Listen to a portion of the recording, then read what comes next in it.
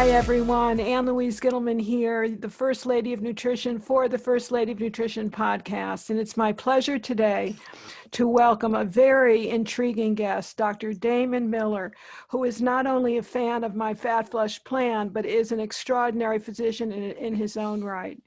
He's a board-certified medical doctor, and he's also a board-certified fellowship-trained radiologist with special certification in interventional radiology. But that's not all. He covers all the gamuts between Eastern and Western medicine and performs classical 5-element acupuncture as taught to him by very clinical professors who are exceedingly well-known in the field.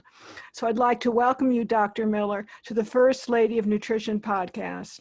Well, thank you, Louise. It's a real joy to be here with you. I've been a big fan of yours for a long time, and it's a pleasure and just an honor to be here talking with you. Well, that's so sweet. Tell me how you discovered the Fat Flush Plan. And for some of my listeners that are not aware of the book, it was a New York Times bestseller that was born in 2001. It's been very popular ever since then. I've been so pleased and so honored to say, and it's been on the New York Times bestseller list. It's been on every bestseller list in the country, and it was even on the cover of Women's World 2 weeks ago.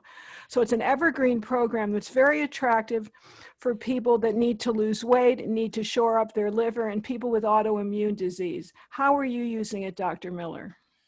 Well, I began using it. I've been doing for almost 20 years now, a program just for the people I see in my office and clinic.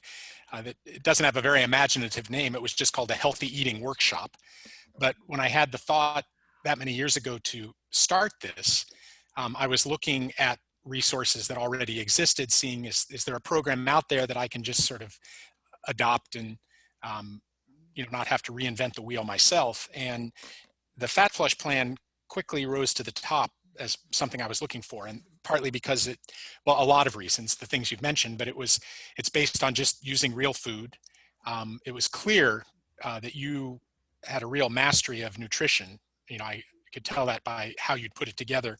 And, Thank you. Yeah, and it does cater. It takes care of your liver health. It takes care of digestive health. Those are all kind of, even though you don't talk specifically in the book about those things as much as you've obviously thought of them when you put the book together, but it covers all those bases. But most importantly, the plan based on real food excludes a lot of foods that I've found long ago in working with people are foods that tend to be inflammatory and foods that human beings don't do well with. And so here was a plan. I could have somebody do it for 6 weeks, and it would just sort of naturally, instead of telling people, oh, don't eat this, don't eat that, it was more, here, just follow this plan. Get on phase 1, we'll kind of follow you. We might stay a little longer than the 2 weeks Louise recommends, but get on phase 1 and we'll just follow you and you'll see how you do. And at first people are going, oh, how can I not eat bread? How can I not eat rice? How can I do all these things? But they quickly figured out that, oh, this is very doable. And they would do it. That's the most important thing. It was doable and people did it. And because they did it, they experienced what it's like to go even 6 weeks not eating a lot of sugar, not eating a lot of carbs, not eating breads and things like that, following basic rules of food combining, and just a lot of things that are just a part of that program. And at the end of 6 weeks, they go, wow, I haven't felt this good since I can remember. And all they did was change what they put in their mouth. And, and you allowed them a cup of coffee in the morning. The portions were sort of variable. If you feel hungry, just eat more. And so a lot of these people weren't really going into this with the notion that they were going to be losing weight. And I would tell them, that you were very clever. You named it the Fat Flush Plan because books that are about fat loss sell a lot of books. But this is much more than that. This is just a program for good nutrition. You'll feel better. And it gets us started in what I want you to be doing with how you eat. And that's just worked and continued to work for me.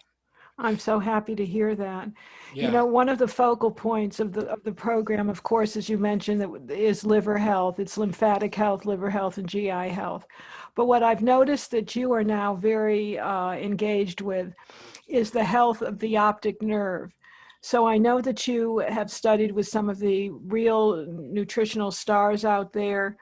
How did you become interested in eye health? And the reason I mention the eyes is I believe in terms of Chinese medicine, and tell me if I'm mistaken here. I think the liver has a great deal to do with eye health, if I'm not mistaken.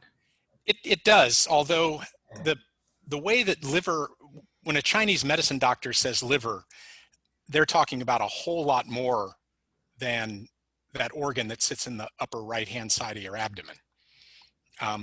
In classical 5-element acupuncture, the liver is referred to as the decision maker. Mm. And so there are officials in one of the reasons why reading Chinese medical literature, it seems so esoteric, is because the Chinese believed that what was true for the whole is true for the parts. And so they had a very clear notion of how the universe was ordered, and that was the order they superimposed on the court. And then if that was true for the rest of the world, it had to be true for everything in the world by their thinking. And so they talked about the systems of the body and the way the body worked. They talked about it in that same language. So in classical 5-element acupuncture, you have not the 12 meridians, but the 12 officials. And so some of them make some intuitive sense. So the supreme controller, which is equivalent of the emperor or the empress, he or she who makes all the hard decisions that nobody else wants to make, but that are good for everyone, that's related to the heart. Mm. And the second meridian is the prime minister, but basically the person who stands between the outside world and the emperor or the empress. And that is affiliated with the small intestine, so separating the pure from the impure. And so it's very poetic, but it also makes a lot of sense when you start working with it. But the liver's not so intuitive. It's more about decision making. And so in the body, that means how is the body going to allocate its energy? How is the body going to allocate its resources? How's the body going to decide what to do if there's more to be done than it has energy for? It's going to decide this has to be done and this has to be done and this can wait. And so when I tell a surgeon that I'm going to be concentrating on the health of the liver meridian after surgery, the surgeon goes, well, I'm not going anywhere near their liver. I go, no, but their body has been injured by the surgery. And a lot of decision making needs to happen as to how to mobilize things to repair that injury and get the person back on track. And so the liver is taxed after a trauma or after a surgery like that. So, but yes, the liver is also connected to the eyes in Oriental medicine. But I got involved with the eyes. I'd mentioned this to you briefly, but it wasn't something I went looking for. I am not an ophthalmologist. I am very interested in integrative medicine, meaning taking everything I learned in medical school and then going ahead and learning more and figuring out how to take all these other things I've learned and integrate them into caring for people. Terrific. And so but I was at a conference in 1995 that was talking about electrical behaviors around tumors, but there were some minor presentations at that conference that were about people reversing macular degeneration and retinitis pigmentosa and other degenerative genetically influenced eye diseases, which I'd been taught in medical school were just completely, there was nothing you could do for them, nothing. These are diseases that have no natural remission. In other words, it's not like you get bad and then you get better for a while and then get bad again. No, you get bad and you stay bad. Mm. And if anything happens, you just get worse. Mm. And here were people who were actually reversing these diseases. And so that caught my attention.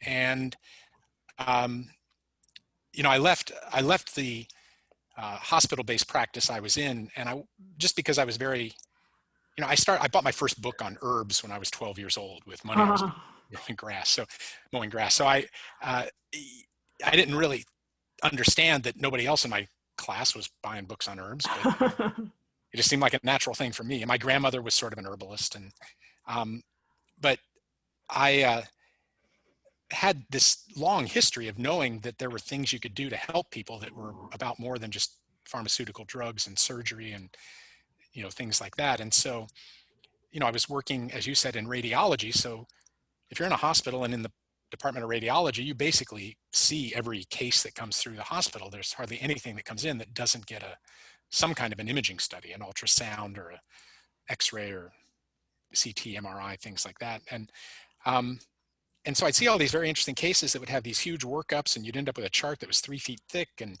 arrows and pictures and numbers, but nobody had any clue what to do for these people. You knew everything that was wrong with them, but you didn't have anything to offer them. Mm. And that got kind of tiresome for me. And I sort of had an epiphany, and I took the step of just leaving the hospital-based practice and never turning back. And I wasn't quite sure what I was going to be doing, but I had some exposure to Oriental medicine and acupuncture. I bought my first book on acupuncture in 1972. That was a long time ago. Mm-hmm. And it was, and even that was, it was just sort of one of these fluky things.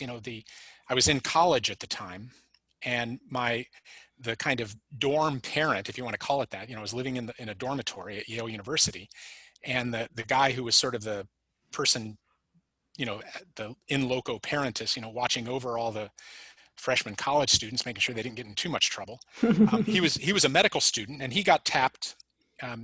People don't realize this, but when Nixon and Kissinger restored relationships with Mao Zedong in 1972, the only people in the country who really had any kind of a working relationship with China, because there'd been this embargo against communist China for so long, were people at Yale.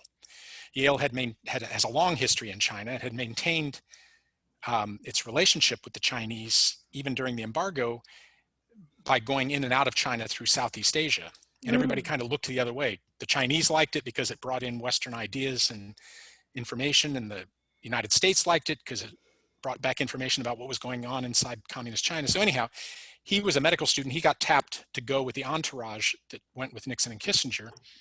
And he came back just blown away, fascinated by what he saw in the Chinese hospitals, including the use of acupuncture for anesthesia in surgery, Amazing. which is not the highest and best use of acupuncture, but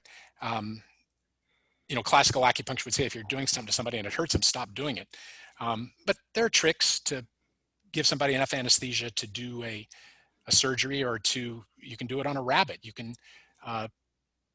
do points on a rabbit and then go ahead and just stick needles through its ear, and it doesn't even move. It doesn't even feel it.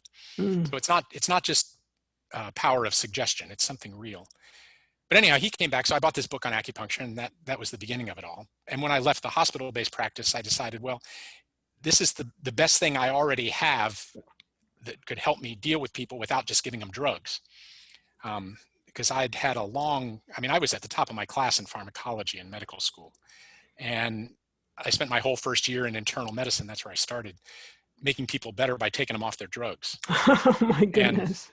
And it was almost kind of a joke in the clinic. But so I, knew that there were ways to take care of people, and I became quite skilled and went down this road learning a lot about acupuncture. And I had, my Western scientific mind was quite worried, well, what if this doesn't work? What if I just shot myself in the foot? What if I left everything behind, and now I'm going to put all my eggs in this basket with Oriental medicine to get started? But it turned out to work really well. And this conference where I started down this road of treating eye disease, and I just want to mention Grace Halloran. She's a PhD. She was really the pioneer in this. It was her presentation that really got me hooked at this conference in 1995. But her program wasn't just about using microcurrent stimulation, which is part of what we do, but we also use Oriental medicine in the form of acupressure. Grace and I ended up working with her. Grace and I were really big on developing a program that people could do for themselves in their own home, to make it affordable and to make it available to a lot of people.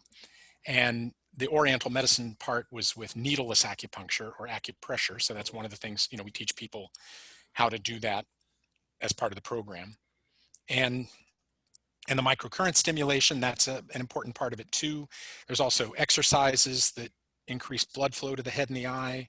There's supplements. There's color therapy. It doesn't take a rocket scientist to understand that the eye might have a therapeutic response when you shine very specific colors into it.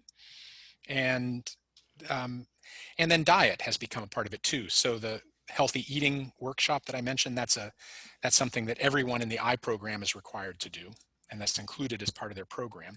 And so, yeah. So we don't see, I've been out in the field for about 30, 40 years, and we don't see a lot of books being written about natural eye care or natural eye health. If somebody were to become really concerned about a possible macular degeneration, genetic predisposition, what would you tell that individual? Well, I tell them so we wrote a book. The title of the book is Stem Cells Heal Your Eyes. And that title was chosen sort of just before the actual injection of real stem cells into the eyes became a thing. But when we chose that title, it's because we all have a system of adult stem cells we're born with. It's a system that lets us regenerate anything from, healing your heart if you have a heart attack, healing a bone if you break it, healing a cut in your skin, if you're shaving and the skin grows back and looks just like it did before you cut it. There are these endogenous stem cells, or stem cells that are our own stem cells, that are available to assist in any kind of regeneration, including regeneration of the brain and the eye and the spinal cord. I was taught in medical school that the brain doesn't regenerate itself, and it turns out that's just not true. You probably don't have a brain cell in your head that's older than 10 years old. The brain is constantly regenerating itself, and the stem cells are what do that. The adult stem cells, the ones we have. So I tell them to read that book because it describes sort of the background to the plan, what you do if you're just worried you might get it because you have a family disposition, to what you would do if you have an advanced case of it. So, you're legally blind and you want to get your driver's license back. So that Stem Cells Heal Your Eyes is that, and you can find a link to get that book for just the cost of postage at bettereyehealth.com, all one word, bettereyehealth.com. And I think you were going to put a link or something, I think. We're going to put a link. We're going to put a lot. Thank you. I want people to know who you are. I mean, Dr. Miller is an extraordinary physician who's very well schooled in both Eastern and Western medicine. So he's really combines the best of both worlds, having a foot in both these venues, so to speak. But I'm interested in knowing if you see that if you feel that there are more degenerative eye diseases as we've progressed in 2020, 2021. Do you see a pattern of degenerative health with regard to the eyes? Unfortunately, yes. But the thing to kind of put this into a context, I think it's useful to talk about just briefly, is that of all these degenerative eye diseases, so they have names like macular degeneration, that's one people have probably heard of. There's retinitis pigmentosa, Stargardt disease, which is both retinitis pigmentosa and Stargardt disease tend to show up earlier in life. Age-related, or macular degeneration, the most common is age-related macular degeneration, ARMD. That tends to show up, after you've retired, you're 60, 70, 80 years old before that shows up. But just to talk about that one, the age-related. Yes. Now we understand that all of the people who have this disease have an abnormal gene that has predisposed them to it. But we also understand, because everybody's getting a genetic test these days, that the prevalence of that gene in the population is huge. Far more people have that gene than have macular degeneration. But just about everybody who has macular degeneration has one of several abnormal genes. But then the question you want to ask yourself is, so if you've had this abnormal gene from birth, why doesn't it show up until you're 70 years old? How do you go an entire life perfectly healthy, excellent vision, and now you're 70 and you start having trouble in your eyes? And it's because your health has deteriorated. When you're strong and healthy, you've got all the pieces to keep your eyes healthy. And anything the epigenetics, you keep those genes suppressed, so they never even get expressed. But even if they do start to get expressed, you've got the ability to repair the degeneration faster than it can occur, so you never know there's a problem. Yes. But now, because of poor food, poor diet, increased toxicity, increased inflammation, just all the things that erode our health, we start seeing the appearance of these degenerative diseases like macular degeneration and many others, where 100 years ago they might have gone to their grave and never knew they had any problem with their eyes. Do you think there are particular nutrients that are deficient in the diet that are contributing to all of this? Well, yes. One is lutein, the kind of pigment that are one of the, if you look in the eye of someone with macular degeneration, their retina looks very pale. Mm, They're depigmented. And those pigments come from lutein, not vitamin A, not beta carotene, but lutein. And lutein is found in marigolds, and it's found in a lot of vegetables and things like that. It is a carotenoid. It's a form in the group of chemicals with vitamin A. yeah. Vitamin A makes retinoic acid, which is important for seeing, but it doesn't make those pigments. So vitamin A is important for the eyes, but when you lose those pigments, your eye becomes much more vulnerable to damage from light. Everything from sunlight to the blue LED lights, LED screens, all those damaging lights get absorbed by the orange pigments in the eye. And if those pigments are deficient, then your eye is more vulnerable to that. So I think that's one problem. And the other thing that's missing in our diet increasingly as the years have gone by is the essential fatty acid, the omega-3 fatty acid, DHA, the long chain fatty acid. Yes. So, omega-3 fatty acids, they're called essential. I mean, that word, essential in nutrition means you got to eat it. You can't make it. And omega-3 fatty acids have just sort of fallen off the back of the bus in terms of what's available in our food because of modern farming practices and the ways that processed foods are made. Omega-3 fatty acids tend to spoil. They tend to be liquid at room temperature. There are just all kinds of reasons why food manufacturers don't include those in processed foods. And they used to be present in meat and eggs and milk and chickens and things like that when those animals were wandering around eating bugs and flowers and grass and weeds and things like that. But now they're all fed corn. And so there's no omega-3 fatty acid in corn. It's all omega-6. So the omega-3 fatty acids are quite deficient. And that I think is also bad for the brain. Our brain is mostly fat. I mean, 50% of the weight of the brain is fats. And that's the lipids that make up the membrane. And 50% of those fats are long chain omega-3 fatty acids. And so, if you're trying to rebuild brain cells and you don't have the right building blocks around, the body will find something to put in there. But if you substitute an omega-6 as you're trying to rebuild a brain cell, it's a defective cell. It just doesn't work. Especially So, relative to omega-6. So are yeah. there special supplements that you recommend that are higher in DHA? Is there a particular brand name you can suggest? Well, yeah, I use, you kind of want a minimum of 500 milligrams of DHA a day. And Carlson, J.R. Carlson out of Chicago, they make a DHA supplement called Super DHA, which is very inexpensive. And it's basically taken from smaller fish in the North Sea, which is still a pretty clean part of the world. So they test all their fish oils, which is one of their flagship products. I mean, that's where they began, was I think making cod liver oil or something. But Yes.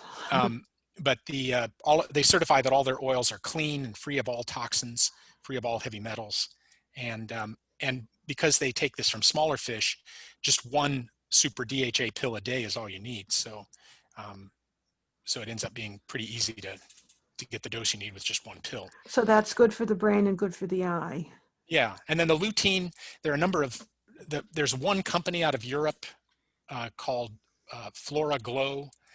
They make a raw material called Flora Glow lutein. They don't make a commercial product, but basically every commercial product that has lutein that's worth using gets their raw materials from Flora Glow out of Belgium. And how much? What is the milligram dose of that you would recommend? Is it something like 20 milligrams?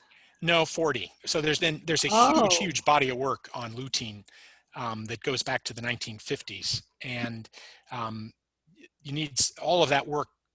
You needed a dose of a minimum 40 milligrams of the FloraGlow lutein to get any kind of benefit at all. If you're not using FloraGlow, then you need 80 milligrams of other sources of lutein. Oh, fascinating. So the FloraGlow is a little more expensive, but you only need half as much, so it ends up being cheaper. 40 milligrams. Now there's another carotenoid, the zeaxanthin. Is that something you also promote? Well, by using when you extract carotenoids from marigolds, you get all of them, and that The whole includes enchilada. you get the whole enchilada, and that includes a very healthy dose of zeaxanthin. So you don't need a separate you don't need a separate product to get the zeaxanthin. By using the Floraglow lutein, you're getting both. Wonderful. And then there's a lot of push. People are looking at pigments that come from shrimp and krill, called astaxanthin. Yeah. That one I haven't liked. It tends to be a little expensive, number one. Number two, a lot of the people I work with turn out to have allergies to shellfish, and so they get terrible rashes with the astaxanthin. That's true. But also, given the fact that it costs more, there is no study I can find anywhere that's compared astaxanthin to lutein and found that it works better. So astaxanthin is one of those things where the people promoting it are the people making it. Nobody else is really. That's the way it usually goes these days, Dr. Yeah. Miller. So these are, what do you find highly deficient in individuals with cataracts? I'm seeing a whole kind of silent epidemic of cataracts, and then of course the laser surgery. And are you a believer in that? A believer in the laser surgery for the cataracts? Yes. Well, the truth is the laser surgery usually comes after the lens replacement. Laser surgery per se, if you want to model for cataract surgery, and it's just pollution, toxins, poor circulation, the blue light, I'm worried might be a problem. Contributing, yes, major contributor. And, but I've got when I give a talk, I have a standing offer. If somebody can bring me a proven therapy for cataracts that doesn't involve surgery, I've got 2 crisp $100 bills for them. And, I give talks to doctors, and nobody's come forward. They go, oh, I've got just the thing for cataracts. I go, yeah, give me one case where you've documented the cataract, just did your therapy, and it got better. The cataracts went away. Nobody, those $200 bills, I'm going to have to replace them. They're getting all wrinkled in my pocket here. But if you want to model for cataract surgery, people may not remember this, but, convertibles used to have a kind of a plastic back window. Or if you find a plastic water bottle that's been sitting on the beach, the exposure to the sunlight, it becomes opaque. The plastic gets damaged in a way that it goes from being clear to being opaque. And the same thing happens to the plastic covers over the front of headlights on cars and things like that. So, that's what's happening to the lens in your eye. There's cross-linking going on that takes it from being something clear to something cloudy and opaque. And, I challenge you to figure out a cream you're going to put on the headlight of your car that's going to make it clear again. I challenge you to take a laser and shine it on the headlight of your car. I don't care what kind of a laser it is or how you use it, and make that cover over the headlights clear again. It's damaged. And so there is some work we've done with eye drops that use vitamin C and glutathione. And I've seen carnosine eye drops. Yeah, the carnosine hasn't worked as well, but the glutathione and vitamin C, that you've got to be, really diligent about it and use it for maybe a year or two. But I've seen some reversal with that. Not dramatic, not wow, it just went away. And what's really odd, if you got a dog with cataracts, I got just the thing for it. I learned this from a vet years and years ago. There are drops you can put in dogs' eyes that make the cataracts go away. Oh. I'm not a vet, so I can't prescribe it, but vets get upset when people practice veterinary medicine without a license. Okay. Yeah, I don't know. And we've tried modifications of that everywhere we can think of for people. And I don't know why dogs are different, but they are. So yeah, but cataracts are a problem. And eventually it gets to a point, but fortunately the surgery, the replacing the lens has been refined to the point where it's a pretty successful surgery, very few complications. You just want to find somebody who's done 10,000 of them, who's got their act down. Yes. And you can try, you can always try the drops and things like that. You don't burn any bridges by trying an alternative therapy for cataracts, because if it doesn't work, the surgery to take out a lens that's really opaque versus one that's just becoming to be opaque and you're beginning to lose some vision, it's the same surgery. So, it's, you haven't lost anything by taking some time to try simpler, safer things. What about floaters that I hear so much about these days? Is there any kind of tried and true remedy for that? Well, floaters, people perceive floaters, and they're two very distinct things that can cause. And I just want to say, I do want to spend a little time just talking about autoimmune disease. I'm just going to drop that in there, and then I'm going to go back and finish my talk. And then we'll talk about autoimmune. Yes. Okay. But the floaters can be caused, number one, by, you've had a little bleeding or something has put debris into the vitreous, that sac of fluid that fills the center of your eye. And if there's actual debris in there, you'll see it as literally as floaters. But the eye doctor, when they look in, they dilate your eye and they look into the vitreous, they see crap floating around as well. Mm-hmm. But the other thing that causes floaters, and this is what causes them in most people, is damage to the retina. So floaters are a common problem with degenerative retinal diseases.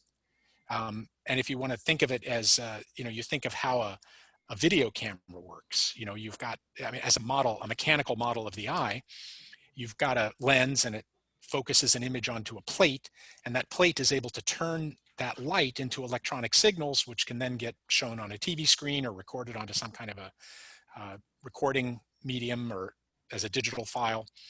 But if that plate that's converting the light into an electronic signal is damaged, then there's going to be static and crap in the image. And so that's what happens if your retina is damaged. The image that gets sent to the brain has static in it, and you perceive it as floaters. But when the eye doctor looks in your eye, they don't see anything floating around in the vitreous. It's because of degeneration in the retina. And it's often one of the first signs of some sort of a degenerative retinal disease. And that's one of the first things that goes away as well when you start treating it. Interesting. So you're also an expert on autoimmune conditions. You have a lot of people that come to you for treatment of an overstimulation of their immune systems. What are you finding? Why has it become so prevalent? Is it the glyphosates? Is it the nanoaluminum in the environment? Is it the radiation? Is it the CAT scans? Is it the non-ionizing electronic pollution that's coming from the cell phones? Why are we in the midst of a silent epidemic?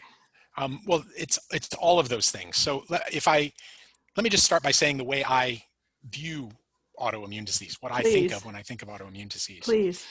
And so you're right, it is an epidemic. And as if it weren't bad enough that it was an epidemic, it turns out that if you look at, the people who've had problems with what's been labeled as COVID, they've had some kind of an infection in these last 8 months, and they got over it, but they're having a world of problems after. They're referred to as long haulers or post-viral syndrome or post-COVID syndrome, or, something is going on where they never restore themselves to their previous state of health. And that is behaving for all the world like an autoimmune disease. Mm-hmm. And I don't have a lot of people yet, but the people that I've worked with that are having that problem, that's what they came to me because they had this kind of continuous problem after a viral infection. If I work with them the way I would work with somebody with an autoimmune disease, they get better. So you'd asked about all these different insults that we're living with now, the toxins and things like that. And it's all of them. So if you imagine all of the things that could insult our immune system, because your wording of it is exactly the way I think of it. It's an overstimulated immune system. Overstimulated to the point where it actually boils over and you start making immune products that attack your own tissues. Mm-hmm. And that's the way Western medicine looks at it as well. The only difference between what I do and a regular immunologist would work with an autoimmune disease is that the immunologist, the Western trained doctor, they're going to say, you have an autoimmune disease, you have an immune system that's overtaxed, overstimulated, boiling over, attacking your own tissues, let's kill it. So and it works. They give you drugs starting with steroids and then amping it up to chemotherapy drugs that have been modified. Everybody knows chemotherapy ruins your immune system. So let's take advantage of that side effect, and we'll use those drugs now to treat your autoimmune disease. And that works. It works for a while until you get some horrible infection or some cancer or something where you got to stop taking them, or you're just so sick from the drugs that you can't take them anymore. But if you think, okay, what would be overstimulating a person's immune system? And I'm going to limit talking about things that you can actually intervene and do something about. Well, it turns out one of the big things for most people that's overstimulating their immune system is the foods they eat. Mm-hmm. And and so in comes the fat flush plan again. Mm-hmm. If I'm working with someone, it's one of it may not be the final and only thing we do, but getting somebody to do the fat flush plan for a while, it sells them. It convinces them, wow, I never knew that what I ate had such an effect on my health, had such an effect on my energy, had such an effect on how I feel. And I've got a questionnaire that I give them before we started, and they do it 6 weeks later, and it sort of just objectifies the fact that, yeah, you are really doing better. But they don't even need that. They feel better. Just to jump ahead a little bit, there are a lot of people I've been working with. I said I've been doing this healthy eating workshop for 20 years. There are a lot of people that, they come back, they haven't seen me for a while, they're having some new problems. I said, well, when was the last time you felt really good? And over and over again, people say, oh, so when I did that eating plan with you, that healthy eating workshop, I haven't felt that good since I did that. And I go, well, I'm glad you're here paying me, but why didn't you just do that again? So that's where we're going to start. And, but it isn't that foods are the cause of autoimmune disease, but you have 100% control over what you put in your mouth. Yes. And so you can have a huge effect on your immune response simply by changing your diet. Now, in that regard, do you see gluten as one of those offenders, primary offenders? It's actually more than just gluten, it's wheat. Modern wheat is not the wheat of our grandparents. Modern wheat has gluten, but it's got 50 other gliadins that are even more allergenic, more likely to cause an immune response than gluten. And very low protein, high carb. It's just an inflammatory food. And, there are, not that this was designed as an experiment, but, you go to a place like India, where they've been eating rice for a long time, and areas of India that have adopted wheat, mainly because of Monsanto pushing it. But areas in India where wheat has become a staple in the food, in breads and things like that, they have huge problems with autoimmune disease now. And I didn't realize that. where it was unknown before. And there are other places like that. The French brought bread to French colonial West Africa, and you see problems there. And again, it's modern wheat, not just all wheat. So I tend to talk to people about it not just as gluten, but as wheat. Do you go grain-free? Well, Fat Flush Plan is grain-free, yeah. It is for phase 1, yes, indeed. Yeah, well, I put them on phase 1 and I keep them there. Good plan. Yeah. I just tell them, yeah, well, eventually we'll get to a point where you eat more, but let's just go phase 1. Phase 1, it's a complete diet. It's got everything you need. You could eat that for the rest of your life and you'd be very healthy and live a long time. And, we'll talk about phase 2 and 3 later. But yeah, so I go grain-free. And again, it isn't that people need lab tests or anything like that. You do these things with people and you work with them, convince them they need to really do this diligently, and they know that it's working. They feel it. They feel better. So that's what sells them. And then they get tired of not having bread and they go out and they binge. They do a wheat fest. They have pancakes for breakfast and a big sandwich on a hoagie roll for lunch, and they have some kind of a pasta dinner, and then they feel like somebody's poisoned them. I've had people actually kind of give up and in a peak just eat a whole bunch of wheat and stuff like that, and they end up in the emergency room. They can't believe that wheat would make them that sick. Unbelievable. Yeah, and so that used to be a part of Western medicine. When you were doing, trying to work with celiac disease, kind of a true serious gluten intolerance, doctors used to do this kind of wheat challenge test just to prove after taking people off wheat that it was real. But they quit doing it because it just made people really deathly ill. But yeah, so I do. So that's the food part, and the Fat Flush Plan is the way I engage people with food. The other four things that I work with in the autoimmune disease, four things that have a big effect on making your immune system overstimulated, are toxins, and I use Dr. Cowden's laser energetic detox program for that. That's just Lee Cowden, miraculous. my good friend Lee Cowden. Your good friend Lee, and my good friend Lee You're a Cowden. good friend of mine. Yes, I'm so pleased that you do that. So that's the second kind of Yeah, dealing with toxins, and pillar, so to speak. yeah, and then I talk about it separately, but it's another kind of toxin, emotional toxins. So Mm. not just stress, but people are often just carrying around some story or some resentment, or there are all kinds of things, but it's an emotional toxicity that has a very negative effect on the immune system. So So how do you ascertain what the underlying emotion is? Is there a system you use for that?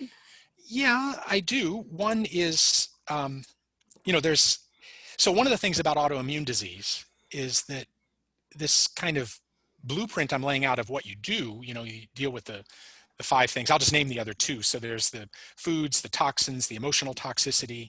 There is environmental things, and then chronic infections. So that could be just a very unhealthy gut biome. That could be chronic viral things. That's one thing I learned from Oriental medicine. Oriental medicine doesn't really have a theory of infectious disease. They talk about the invasion of external evils. Kind of sounds like infectious disease, but Yes. they very much understand that you can have a residue from an infection that's incompletely cleared. Yes. And Western medicine is only beginning to understand that. They've got these tiny little endoscopes now, and so these kids who are sick as a dog and look like they're on the spectrum, and they've had all kinds of vaccines, and they can put a colonoscope down to the ileocecal valve, go to the end of the colon, and then take this tiny little endoscope and go up into the small intestine, and they biopsy the villi, which are the lymphatic tissue in the small intestine, and guess what they find living there? They find measles vaccine virus. Mm.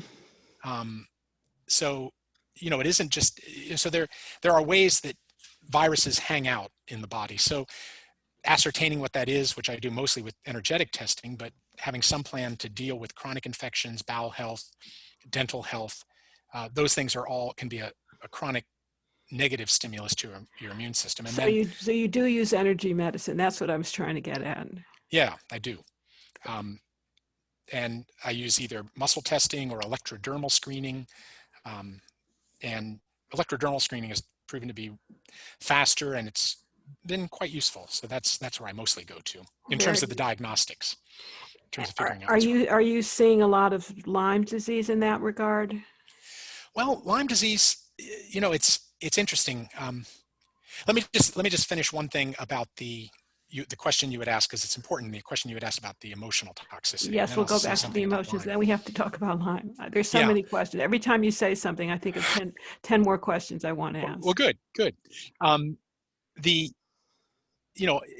There's no one really understands, so this underlying problem is the same for all autoimmune diseases, even autoimmune syndromes that are post-viral and things like that. But why in some people it shows up as an arthritis, and other people it shows up as an inflammatory bowel disease, and other people it shows up as a thyroiditis, and other people it shows up as a lung inflammation, and other people it shows up as eczema or psoriasis or skin problems, and other people it shows up as some sort of a spinal cord or brain inflammation. Why would it look so different when the underlying problem is the same? And so if you kind of ask that question and then start to dissect, well, what's the poetry going on here? There's often a poetry between people's stories and their life and the kind of physical problems they have. And so that's one good place to start. So if somebody's having a lot of inflammation in their gut, or even a gut tumor, a colon tumor or something like that, and you just kind of casually ask them, well, what's been the undigestible morsel in your life? What's been shitty? You have to edit that out maybe. But no, excuse your French. You're excused. Excuse my French. Yes. What's been really hard to digest in your life? And this whole story comes spewing out. No one's ever asked them that question before. No one's ever even thought that there might be some connection between the health problems they're having and everything else that's gone on in their life. They just have been told that it's all disconnected. But when you ask that question, they're desperate to talk about it. They know it's important. They want to talk about it. And you don't have to be a therapist. You just let them talk about it. It's this whole idea that it's only when those things are kind of buried under the rug that they're causing problems. Once it sees the light of day, it may not be pretty, but it doesn't have the power it used to have. And so, so that's one place I start. I do a lot of work with recall healing. That's another thing that Dr. Cowden has, he and I both kind of discovered that at the same time. But, and that's just a more refined way of looking at the pattern of things that have happened in your life and trying to put it together with why are you having these physical problems now. That's very good, but it's a little time consuming, but very productive. So there are different ways of doing that, and sometimes you don't even have to find an answer. Just having people do some mindfulness work, some letting go, some clearing, prayer, whatever works for them, forgiveness, just a way of, it's kind of a stress management thing. You don't have to make it perfect. You just have to get it down a little. So that's the thing with all these things. You don't have to have a perfect diet to reverse your autoimmune disease. It's all of these things, the diet and the toxins and the emotional toxicity and the chronic inflammation and the chronic infections and the environmental things and the emotional stuff. All those things go into the pot and they stack up on each other. And that's when the pot overflows. It's never just one thing. It's never just the toxins or just the foods or just the emotions. It's all of them. And so if I can improve your diet some, detoxify you some, deal some with the emotional toxins, get your gut healthier, look for and deal with any chronic problems with, mold or infections or viruses, clean up your home and your environment so you're not, poisoning yourself every time you lay down in your bed at night, you don't have to do anything perfect with any of those, but you sort of pull people back from the threshold. When they're symptomatic, they've crossed a threshold, and all you have to do is pull them back behind the threshold and the symptoms go away. So tell my listening audience where you practice, because they're all going to want to come and see you now. Well, I practice in Northern California in Redwood. My office is in Redwood City, California, kind of the northern end of the Silicon Valley, just down the road from the San Francisco International Airport. But there's a lot of things I can do with people at a distance. Oh, that was going to be my next question. Yeah, it's not about everybody having to fly to California. Because as you can kind of figure out, a lot of these things, maybe there's a little lab testing we need to do. Maybe there's some electrodermal screening, but even that can be done over the internet now. I can hook you. There are ways I can hook your computer. If you have a computer, I can give you a hand cradle. You hook you up to my computer, and we can gather some information and come up with a plan for treatment. And it's not perfect, but it doesn't have to be perfect. It just has to be good enough. We can talk about a program for changing your diet and eating differently for a while. So a lot of this stuff can be done over the phone. Telemedicine. Yeah. Oh, yeah. I love that. So because I'm not doing anything to you. It's like the eye disease. I backing up just a little bit, I was talking about how, asking the question, how come my eyes were healthy until I was 70 years old? I don't have a magic program that's going to rebuild your retina, the most complex tissue, literally the most complex tissue in the entire body. I can't rebuild that, but I can make your eyes 5 years healthier, and your body will do it. And most people will take that. Your body will do whatever it was doing for the first 65 years of your life, and your vision will come back. So. One other question I have to get in as we kind of go into our final 5 minutes. Tell me about Lyme disease. Are you seeing an overabundance of Lyme? Well, Lyme disease, I'll try and do this in 5 minutes. We'll do the 5-minute discussion on Lyme disease. Okay, you can, I know. So yeah, I do talk kind of fast sometimes, but no, you're very articulate, and my people are eating this up. So go okay. So if you look at, one important piece of information, there was a study, a Center for the Study of Lyme Disease that was started in 2005 at Columbia University in New York. Columbia just down the road from Lyme, Connecticut, where Lyme disease was first discovered. A lot of Lyme on the East Coast. And what they found, one of the things they were doing, by that time, by 2005, there was decent testing for Lyme disease, and they started testing everybody, every incoming undergraduate and graduate school class, everybody who walked into a clinic or the emergency room, every inpatient. They would take a little sample of all the blood drawn everywhere in that system, and they would test it for Lyme. And what they found is, whoa, this is the people who had antibodies saying at some point they'd been exposed to Lyme disease was huge. From if you extrapolate what they found to the rest of the country, there's something like 60 million people in this country who've been exposed to Lyme disease. But there aren't 60 million people who are reporting that they had Lyme. And so Lyme disease isn't just getting bitten by a tick and getting exposed to the Borrelia bug.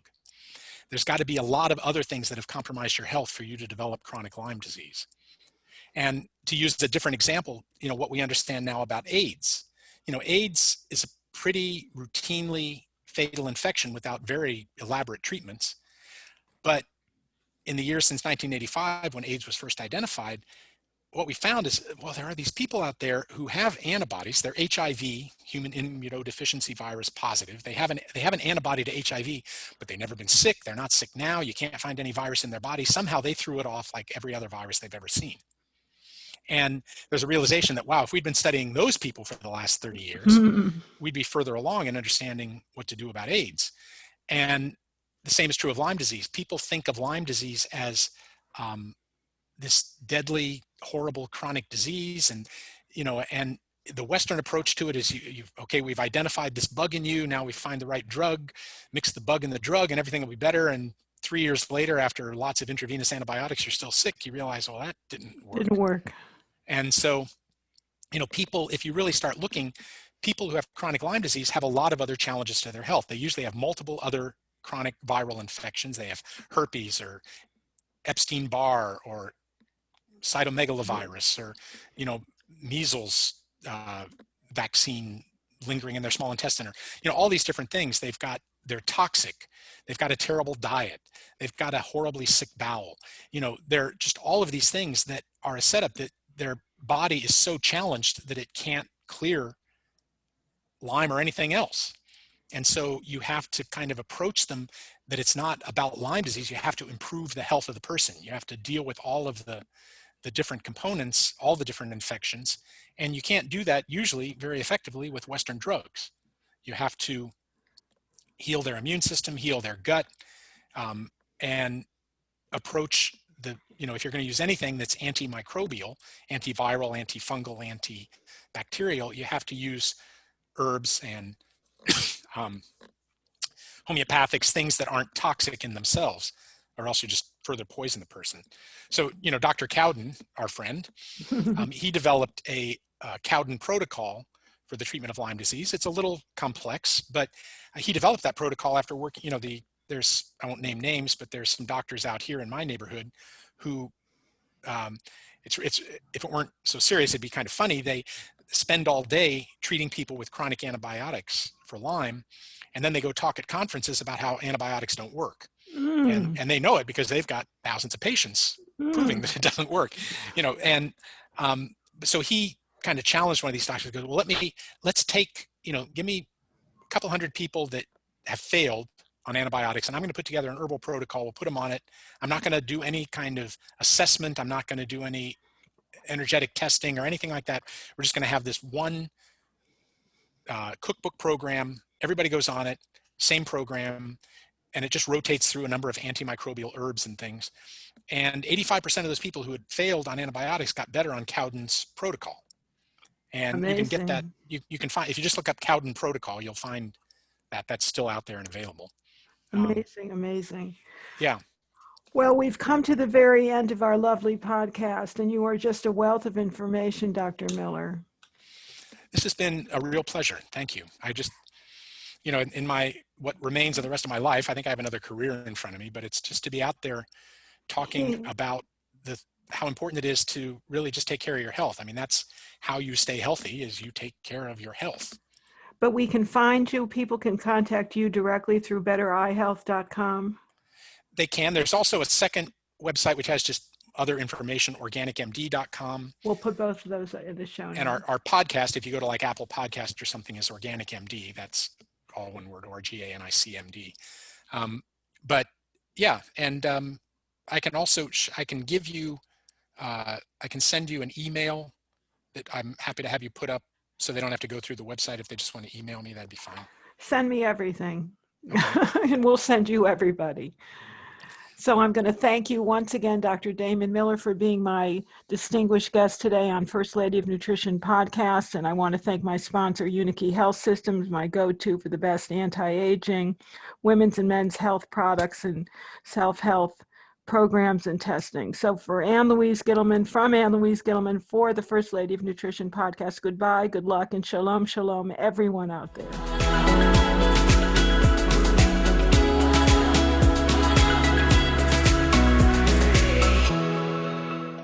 Hi, everybody. I'm Louise here with just one more thing. Thank you so much for being a fan of my work. And if you like this video, please check out all my other videos. Please subscribe to my channel and turn on notifications.